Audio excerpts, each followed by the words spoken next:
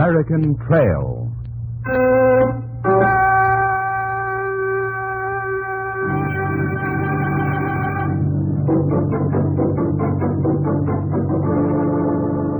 The American Trail.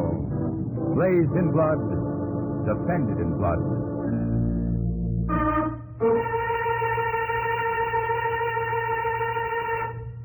Chapter 1, Dispatch to New York. 1776. There is no longer room for hope. If we want to be free, we must fight. I repeat, sir, we must fight. An appeal to arms and the God of hosts is all that is left to us.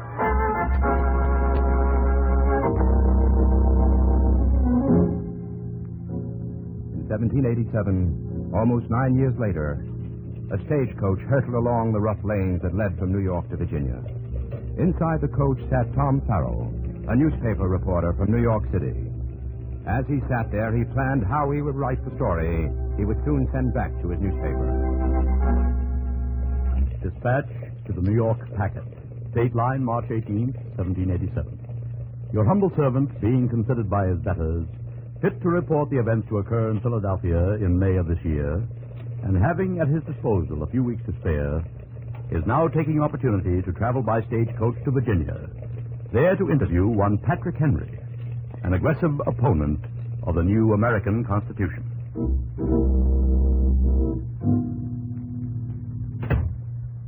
Sir, do I have the honor of addressing Mr. Patrick Henry?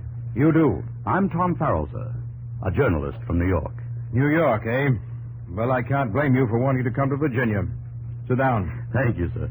And let me tell you something. I'm not an overly cautious man, so you'd best mind what you ask me and speak up while I pour a glass of cider. Sir, is it true that you oppose the signing of the Constitution? It is. Would you care to say why? Not at all. The 13 American colonies did not wage a bloody war to win their independence from a foreign king in order to calmly surrender that independence to a central government. It's this idea of one central government ruling all 13 states that I oppose. But, sir, Virginia would be represented in the central government. We want independence, not representation. And I'll oppose this Constitution with as much vigor as I oppose the Royal Crown. The Constitution had not yet been approved or signed. It was still just a piece of paper. And Patrick Henry, in opposing it, was asserting his right as a free man to express his own personal opinion of the most important issue of his day. On the way to Philadelphia, newspaperman Tom Farrell became friendly with one of the delegates who was also traveling to the convention where the Constitution would be debated and signed. Signed, that is, if a sufficient number of delegates approved it. Newspaperman, eh? Yes, sir. Well, what do you think about this Constitution? Well, I don't really know. You don't know. Of course you don't. Nor does anybody else in their right senses. Well, it's pretty much the first time in history that people have been able to assemble and decide for themselves what kind of government they want to live under. You can't deny that. Why do we need any government, eh?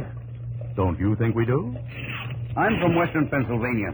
Why should we pay taxes to anyone outside Pennsylvania? Mark my words, there's going to be a sack of trouble in Philadelphia. There'll be blood spilled. There's some being spilled now. Listen. Men who but a few short years ago had fought shoulder to shoulder for independence were now shooting at each other across disputed state lines. Tom Farrell knew that America could not survive unless all the states were united under one central government. A few days later, Tom Farrell sat in one of the crowded taverns of Philadelphia with the delegate who had been his stagecoach companion. Look around, Mr. Farrell. You smell trouble? I was looking at faces. Grim faces, eh? Grim and serious. Not a smiling face here. Keep your eyes on yonder table. See the fellow with one hand touching the hilt of his sword? I'd appreciate it if the gentleman seated opposite me would repeat his previous statement. With extreme pleasure, sir. I'll repeat my statement and my intention, if need be, to defend it with my sword. It is my contention that the southern states have no business joining a union, and that they should be separate and apart from your northern states. Defend yourself! A duel. Tom Farrell, watching the two men, sat there horribly fascinated. Two men slashing at each other with cold steel, fighting to the death over a piece of paper that the Founding Fathers hoped would bind together 4 million people.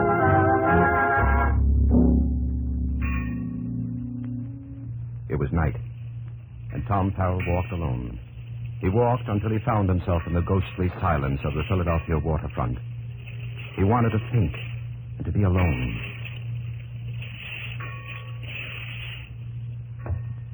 Good evening to you, sir. Huh? Oh, good evening. A real bit of pleasure seeing a living soul down here. It's like a graveyard. Aye, lad. It's dead all right. Look for yourself. American ships, a good dozen of them lying there idle, empty of cargo and their timbers rotting. But why? Why aren't they loading cargo and sailing? You should know that, lad. Foreign countries will have nothing to do with us.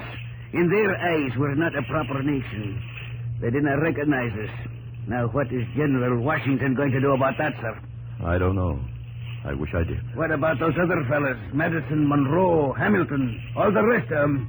What are they going to do about American ships lying idle? Yes, what were they going to do? These men who had framed the new Constitution. In early May, Farrell was granted an interview with a very old but a very great man who had seen more of the world than any other living American statesman of his time. So you write for a newspaper, eh, boy? Yes, sir, the New York Packet. Well, I do a little writing myself. Here, let me pour you some tea. Thank you, sir. And make yourself comfortable, Tom. Sir, I was just reflecting. When I'm married and have children, it'll be something for me to talk about. That I sat drinking tea with the great Benjamin Franklin. Oh, you better keep it to yourself. They're calling me an old fool, saying I'm in my second childhood. They say I'm too old to know what I'm doing. Confound me, Tom, I'm not a day over 80. Pardon, sir? Well, let's say 81. You look just fine, Mr. Franklin. I do, don't I? Now look at this new coat of mine. Tailored in Paris. First time I've worn it since I came back from Europe. Elegant, sir. Extremely elegant. Well, now you have some questions, I suppose. Fire away. Sir, are you satisfied with the Constitution in its present form?